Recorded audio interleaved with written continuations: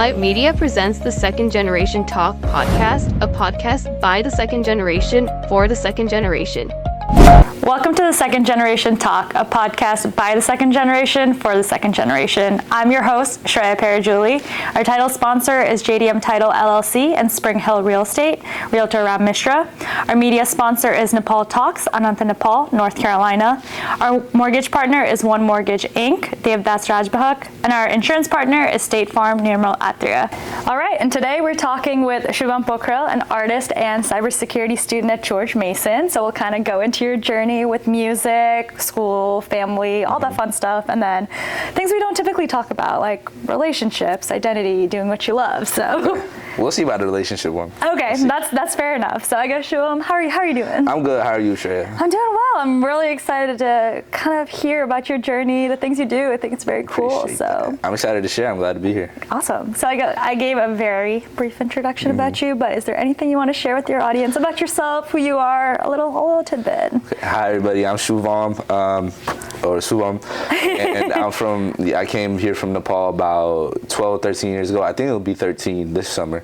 But yeah, I'm a first generation.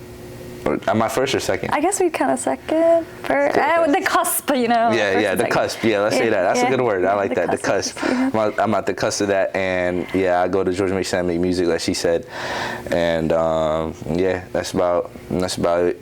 Awesome. So you said you came here around 2013-ish, 2012, 2013. So I guess you were much older when you came here. So I guess let's kind of share about that. Was it like a difficult transition coming to America, trying to assimilate, or did you find it very easy to get into the swing of things with people? Well, I mean, it depends. It depends on certain things. Right, I feel like right. I think my biggest struggle was with the people side of things. Okay. I didn't have much trouble with assimilating to the language, I guess. Like I said, I picked up the American accent fast. No one really said anything about my do accent. No one really said anything about that. Right.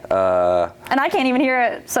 Yeah. It's good. I watched a bunch of, the summer before I came, I just watched a bunch of shows, picked up English from that, and I knew all the fun things that white people say. What was your favorite show to watch? At that point, it was That 70s Show, and then How I Met Your Mother, I guess. I feel like I shouldn't have been watching that as a kid. As a 7 or 8-year-old, probably not the show. But it was funny. I feel like that's why I'm funny now, because I just kind of picked up, depends who you asking, but I picked it up from there, I guess. Yeah.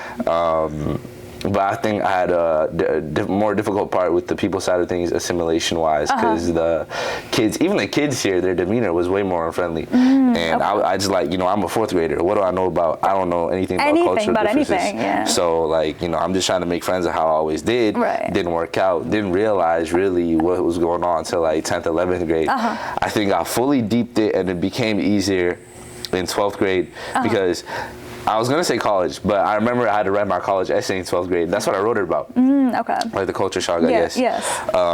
And after that, I was like, okay, well, this is what happened, but I don't need to be this anymore. You don't need to be the same way. And after college, it just became a lot easier. And I'd say I know there's a lot of people that I guess in my, that are in that position right now. If you feel like, you don't really belong here, just stick it out, because you don't know who your people are until you find them. That's fair. So I guess talking about that, I guess there definitely were moments where you felt a little American for home and your family, and then a little too foreign for your friends and people here. So I guess how did you deal with that? Yeah. I think I stayed inside. I was inside a lot more than a lot of people. I would say, than my friends. I had friends in my neighborhood, but I wouldn't be outside with them as much. Okay. I had a lot more online friends. Because there was this one line, if anybody knows Earl Sweatshirt, there's this one line in Chum called, and I don't keep saying it, too black for the white kids, too white for the black. That's me, but that's how I felt. Too immigrant for the Americans, too American for the immigrants. That's how I felt for a while. Right. So, I kind of I just stayed to myself for a long time. I think I did a sport in high school in 10th grade that helped me get out of my shell. That's awesome. Helped me lose weight. What sport? Which play? It was wrestling. Okay. Kusti. Kusti Hildi. Nice. Yeah. Do you still? Nah, I quit okay, so I did the first season I did, and it was really good because I lost a lot of weight, started looking kind of good, got like some values of hard work, pushing through stuff that people don't usually push through. Yeah. I got that instilled in me, and then the second season came around. This was 11th grade, and now it's quarantine, right? And like you gotta have one practice partner for like the whole season. So it's like the wrestling room is like this size, and you get one part. Like you have to assign yourself to one partner in your weight class. And you practice with them for the rest of the semester. And I got literally the best kid on the team. Like he's like that probably helped you though. No, because I quit the first day. Bro. My nose started like never mind. It was the first day of regular season. My nose started bleeding because of the practice with him. To be honest, I feel like it was because I was scared. I was definitely scared because like I've seen this kid, like he was in the team last year. He's like, part of my language, he's a crackhead. Like he be going, like he's just like bouncing off the walls, doing all this crazy wrestling stuff. And it was inspirational to watch until I had to go practice against him. Then I realized, I don't even want to do this. I just wanted to lose weight for real. So I left. But like doing stuff like that, I think activities, like I wish I had done more in high school, but like that one definitely helped me get out. So if anyone feels like they're in a shell because of their like situation with their identity, I feel like just do something, anything, and just keep your mind open to it, because like you'll only stay in that shell if you're gonna be like, I'm gonna be here forever. That's fair. I mean? So I guess, what's your relationship like with your Nepali culture? Like, how was it as a kid versus how is it now? Are you more assimilated? Do you feel like you're more American? Do you try to stay in touch with your roots? I guess a little bit about that. I'd say it depends. I mean, in some areas, like I don't hold the same like beliefs my folks do or our people do it, I guess, in terms of personality or identity or stuff. But I think some of like, in terms of religion specifically, I think some of like the big beliefs we have, like we all trying to go back to the same God and everything. I believe in that, and like we're all like Dosanitiyad or everything. I still take part in that because that's like. Yeah, it's connected to the religion, but it's more like that's like a tie back to like, that's what I really remember from Nepal. That's what I really remember from home. It's like the community and like the people more than just like, I guess, like the concept of Nepal. I guess so. I always had fun doing that, but I would say I'm more aware about my roots now, but I wouldn't say I'm as rooted in them, I would say, and that's probably because of like when I got here. I'd say it's different from my brother. He came here when we got here, he was 16. Okay, much older. Okay. And he's grown out of it a little bit because he's by himself now. But he still has that a lot of that in him, which is fine. Like that's not to say anything. But yeah, I think it depends where you spend your time. Okay, that's fair. So you're still in touch with your roots, maybe not as much as you would like to in certain aspects, but you still stay in touch. Yeah. That's fair. So I guess let's talk about an exciting topic about your music journey. I think that's very different, especially within our community. So I guess, what pulled you into music? Let's talk about that. What pulled me into like just music in general? I mean, always I've always just liked music. I remember they signed me up for like dance stuff in like Nightingale. In Nepal. In Nepal? Yeah. Do you have videos? Are there videos out there of you dancing? My mom said I danced really good. So but it's my mom, so like. Audience, you gotta find those videos. Someone please. No comment. Yeah, so I like she be telling me I've always been kind of artistically inclined. I guess I never thought about it because I was focused on school for a while. But senior year of high school, I made a couple fun songs with my friends. And in college, I made this one song by this one girl, and that dropped, and I got like 1,000 plays in like a day. And I was like, wait, I could actually like do something with people actually want to hear me. And I did more, and then it just kept kind of going, and then I just kind of went with it, and then like I realized, and then I came up with this one album concept called Bimana, Bimana, and I guess we'll speak on that in a bit, I guess, but that kind of inspired me. It was like, wait, so like it's not just like I'm not just messing around, like I actually have something in me that like I can like show people. So that's when I was like, okay, well, let me like lock in on this for real, at least like mentally, because I'm still in college, but I've still been, it's been slow and steady up ever since I started. That song's called Stuck in Your Past, by the way. Almost 4,000 on SoundCloud. I know it ain't much, but Shuvam, all platforms, go check it out.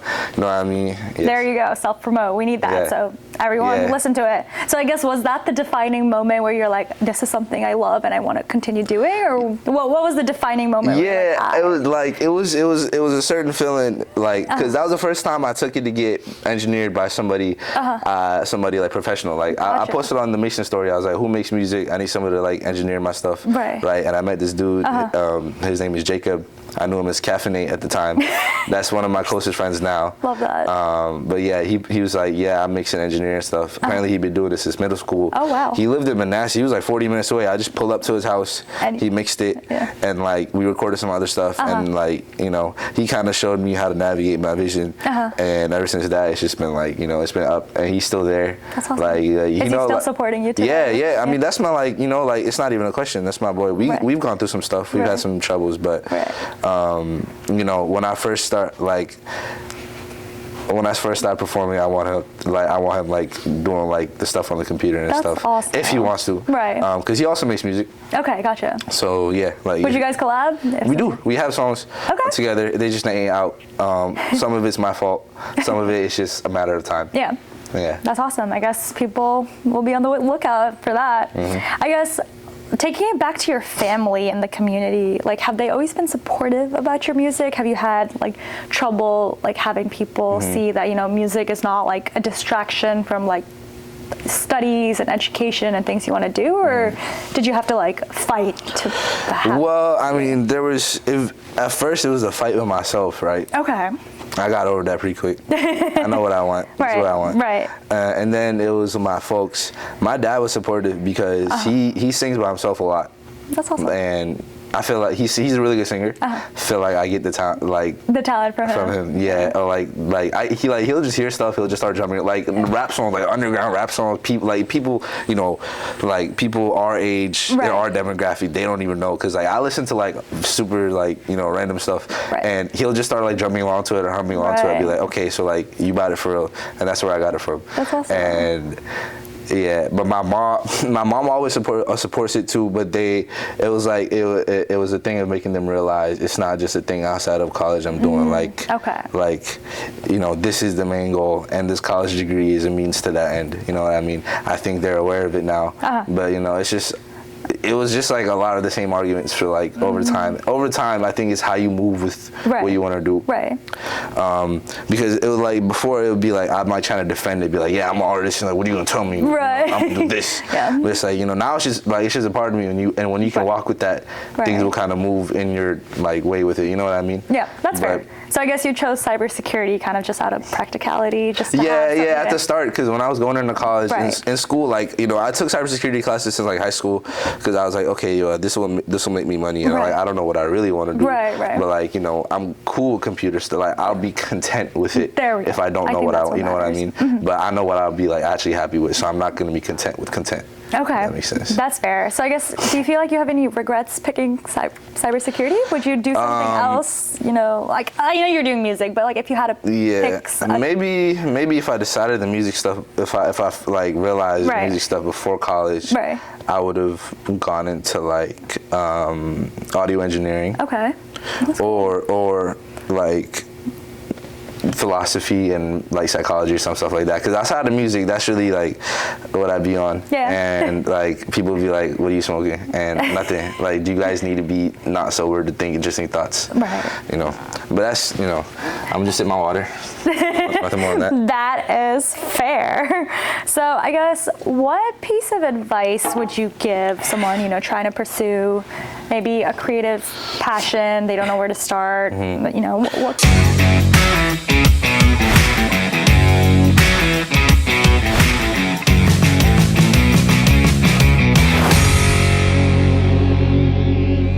Alight Media presents the Second Generation Talk podcast, a podcast by the second generation for the second generation. Welcome to the Second Generation Talk, a podcast by the second generation for the second generation. I'm your host, Shreya Parajuli. Our title sponsor is JDM Title LLC and Spring Hill Real Estate, Realtor Ram Mishra. Our media sponsor is Nepal Talks, Ananta, Nepal, North Carolina.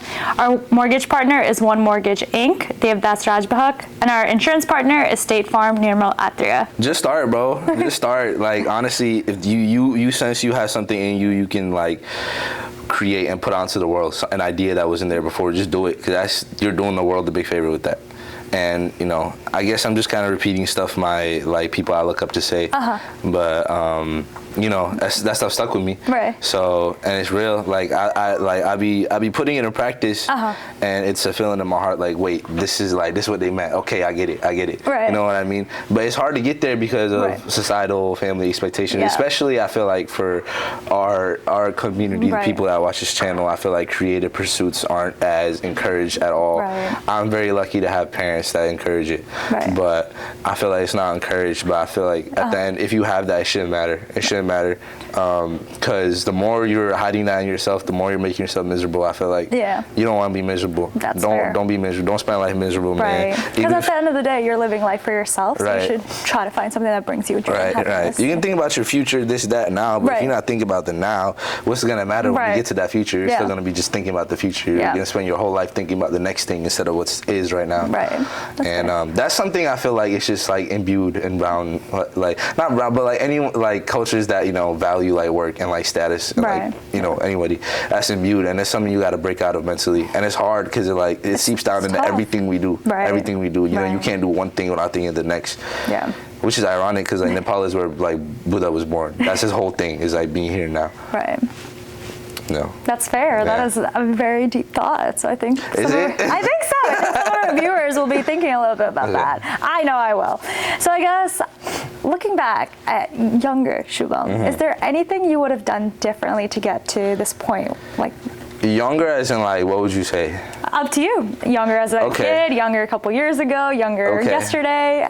Totally up to you. I feel like, well, I don't want to toot my own horn, but there's probably a lot of younger Shuvams, and like I feel like the stuff I was feeling, like when I was like in middle school, high school, you know, out like feelings of like, you know, no one else would really like get what I'm feeling right now. I feel like a lot of people feel that way, and it's just like, if you really down and you feel like no one else will get you, I promise you someone will, or at least someone will listen, because like unfortunately we're not that special.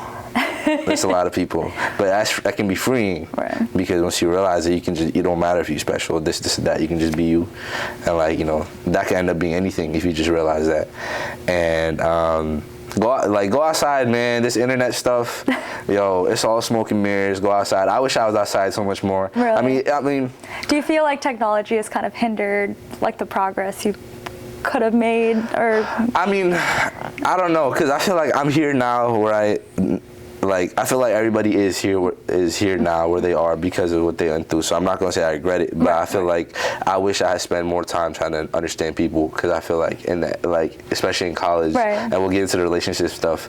You know, I spent a lot of time inside or in my own head, and you know, I feel like that kind of stunts how you deal with people, because like yeah, and it's like I feel like it's more common with if kids.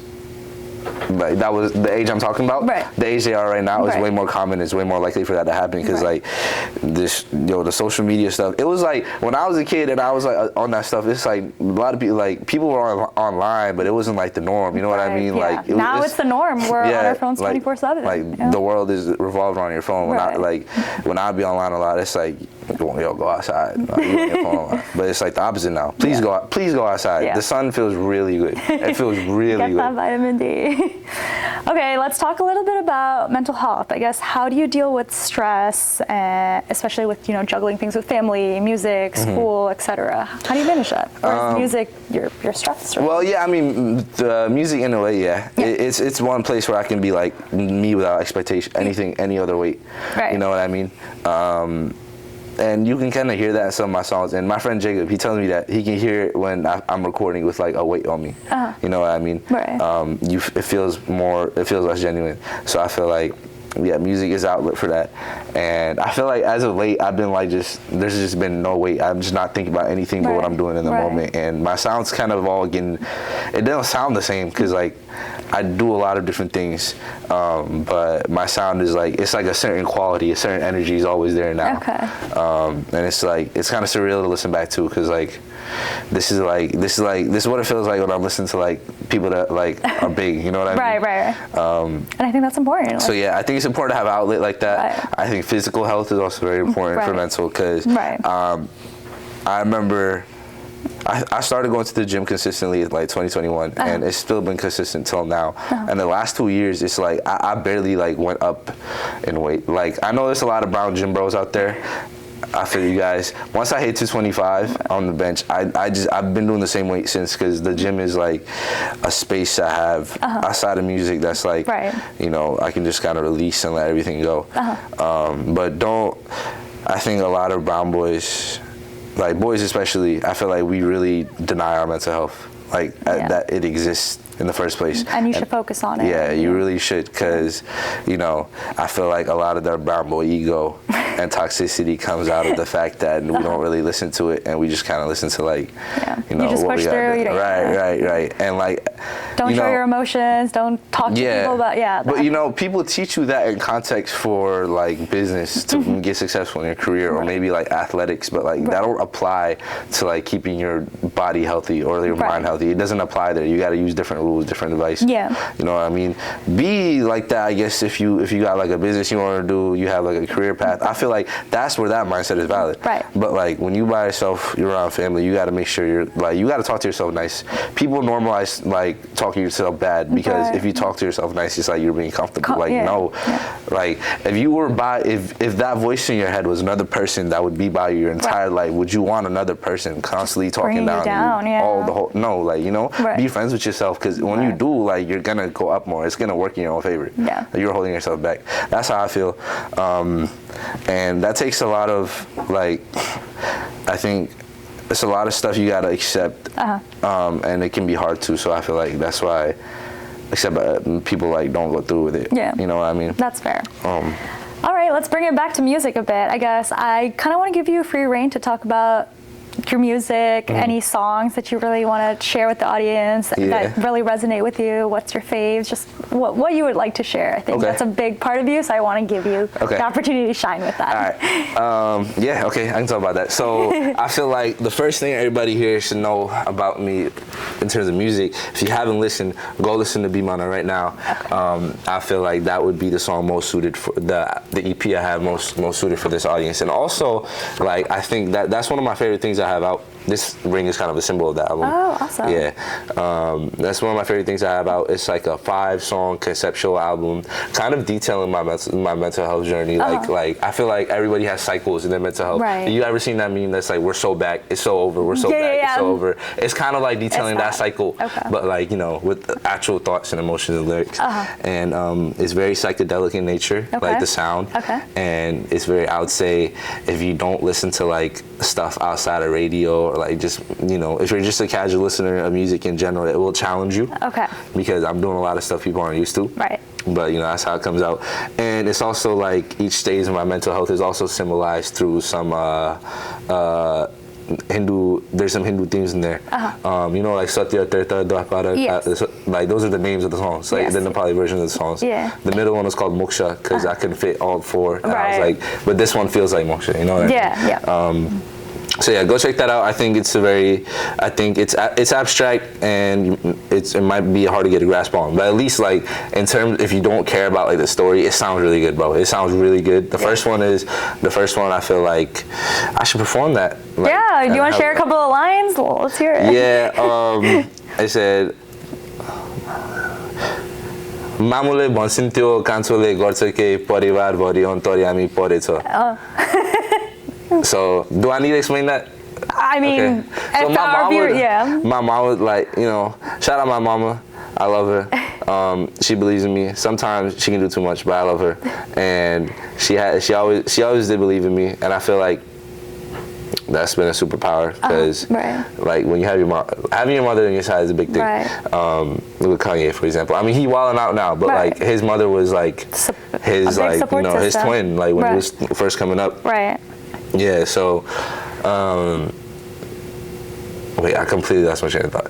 You were gonna share what those lyrics mean. Yes, so she just say, "Mamule bonsinto kansole garchake." Like, she just know how to do some, like, you know, like not regular, I guess. I don't know. I'm not trying to be like, I'm not like y'all, but like, that's fair. Something like, different out of the box. She's just kind of like, I don't know. She said that, and like we have this joke where we call it ontariami, which means like see in the future. And like she'll just like say stuff out of nowhere for no reason, and then it'll just end up being true. Right. And like we'll say she got that's like a mom superpower. Right. I feel like my mom does that too. Right. Like, she got like a black tongue. Like we could like Carlos we could say that, right? We could say that, and like I just kind of made a joke out of it. I guess it's an inside joke. Say "Porivar body on tori ami poricha," because like we only call her that. Right. But like I guess she was right. You know what I mean? Like, yeah. I love that. Yeah, I love like the familiar like influences in your lyrics. Yeah. That's one of the few songs I have out that's rapping Nepali. Right. And also, I have a song, the last mixtape I dropped. It's called 2020 Viz. That's my birthday mixtape. Also out on all platforms. Go listen. The second to last song is a bonus song. It's actually a remix of like a Nepali karaoke song. It's like Hava Himza Sutiso. I forgot what it's called. I heard my dad singing like, he was on karaoke. I was like, yo, what beat is this? And then like I look at it and I looked it up, downloaded it, just rapped over it. It's a remix because I don't own that, but I feel like people could check that out too, because it's like literally me rapping over like a Nepali. That's so cool. Okay, yeah. I have to check it out. Yeah. Okay. Yeah. That's awesome. You got anything more? Do I have anything more? Do you have anything more? Yeah, I was about to say. I think one thing I'll say about my music right now, the stuff I have out, it can feel a little all over the place. Okay. Because do you think you're still trying to figure it out? Yeah. Like right now, it's like if you go to project song to song, every sound and purpose is different. I would say you can still hear it's me, but I'm doing a lot of different things. Right. And but what I would say is the music I have coming out now, the last 3 singles and the mixtape I'll have out this month, hopefully, that's going to be definitely much more like from that and forward. It's going to be much more of a focused sound. Okay. It's not on purpose, but like I've just been making stuff and it all kind of comes out in there's always a certain one vibe, not like vibe sonically, but like the character I guess that you hear in the song is all kind of one. Gotcha. So like after this, I'd say is like Shuvam is really like starting for real. But I've said that before. Maybe it's like a revival. I don't know. Right. But I got like 5 projects in works. Like by the end of this year, I'm saying it now, I'm gonna have 5 different projects out by the end of 2025. You can stand on that. I'm gonna stand on that. And if it's wrong, you can come talk to Shreya about it. Like awesome. Okay, Shuvam. We'll be on the lookout. I think you gave a lot of valuable insights about your experiences. Yeah. I guess any last piece of advice or anything you want to share with our audience? This from my boys. Stay away from ridiculously pretty girls. Stay off drugs. Shout out Lucky. That's all I gotta say. All right. Well, thank you so much, Shuvam. I wish you the best. I feel like you have a great life ahead of you. You're doing great things. So I hope so. Very excited to see where you go from here. Thanks. Thank you, everybody. Thank you for watching The Second Generation Talk, a podcast by the second generation for the second generation. I'm your host, Shreya Parajuli. Be sure to like, comment, and subscribe, and follow our YouTube channel, and be ready to watch more episodes. Thank you.